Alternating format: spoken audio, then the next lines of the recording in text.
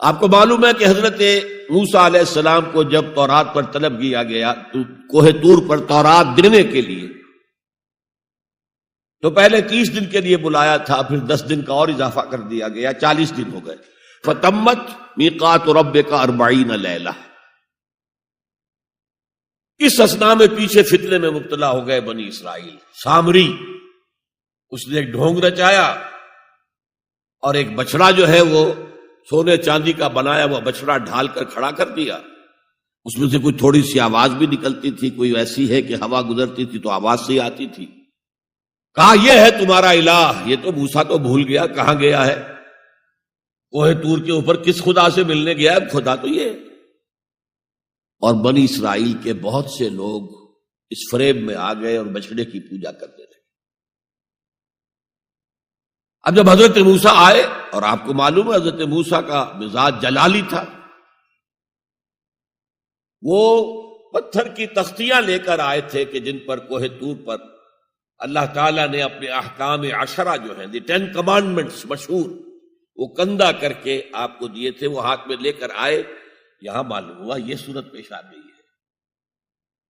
فَأَلْقَى الْأَلْوَاحَ، وہ تختیاں تو آپ نے زمین پہ ڈالی، اور پھر جو احتساب کیا ہے، پہلے تو اپنے بھائی حضرت ہارون کا، ان کی داڑھی کے بال پکڑے، ان کے سر کے بال پکڑے اور کھینچا اپنی طرف۔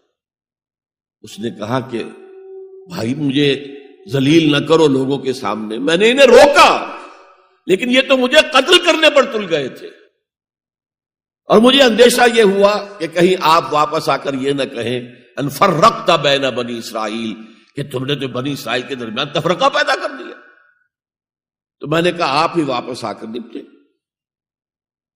اب پہلی بات نوٹ کیجئے، تاریخ انسانی کا یہ عظیم واقعہ ہے، کئی ہزار یہودی اپنے اپنے قبیلے کے لوگوں کے ہاتھوں ذبح کیے گئے۔ اس پر اللہ تعالیٰ نے حکم دیا اور حضرت موسیٰ نے وہ حکم دیا، اللہ کا حکم موسیٰ نے پہنچایا کہ 12 قبیلے نا، ہر قبیلے کے جن لوگوں نے یہ حرکت کی ہے ان کو اسی قبیلے کے لوگ اپنے ہاتھ سے ذبح کریں۔ اب یہ بہت بڑی توبہ تھی، بہت بڑی توبہ تھی، بہت بڑی توبہ تھی، اپنے قبیلے کے لوگوں کو قتل کر دینا۔ پھر وہ 70 نمائندے لے کر تمام جو بڑے لوگ تھے کوہ طور پر حاضر ہوئے، اجتماعی طور پر اللہ سے عفو و درگزر کی درخواست بھی کرنے کی۔ وہاں اللہ نے زبردست زلزلہ بھیج دیا، محسوس ہوا اب سب ہلاک ہو جائیں گے۔ حضرت موسیٰ نے کہا پروردگار تو چاہتا تو مجھے اور اس قوم کو پہلے ہی ہلاک کر دیتا، تو ہمیں نکال کر لایا ہے آل فرعون کے پنجوں سے، تو نے ہمیں نجات دی ہے، تو پروردگار ہمارے لیے اپنی رحمت طے کر دے، لکھ دے، فاکتب لنا، ہمارے لیے طے کر دے، لکھ دے اپنی رحمت۔ اس پر فرمایا اللہ نے دیکھو موسیٰ، میری ایک رحمت تو عام ہے، وسعت کل شیء، رحمتی وسعت کل شیء، ہر شے کے ساتھ، اور ایک میری خاص رحمت ہے، وہ میں لکھ دوں گا، طے کر کے رکھ دوں گا، للذین یتبعون الرسول النبی الامی، ان لوگوں کے لیے جو میرے رسول نبی امی پر ایمان لائیں گے اور ان کا اتباع کریں گے۔ یہاں بھی لفظ اتباع آیا، اور پھر فرمایا فالذین آمنوا بہ وعزروہ ونصروہ واتبعوا النور الذی انزل معہ اولئک ھم المفلحون۔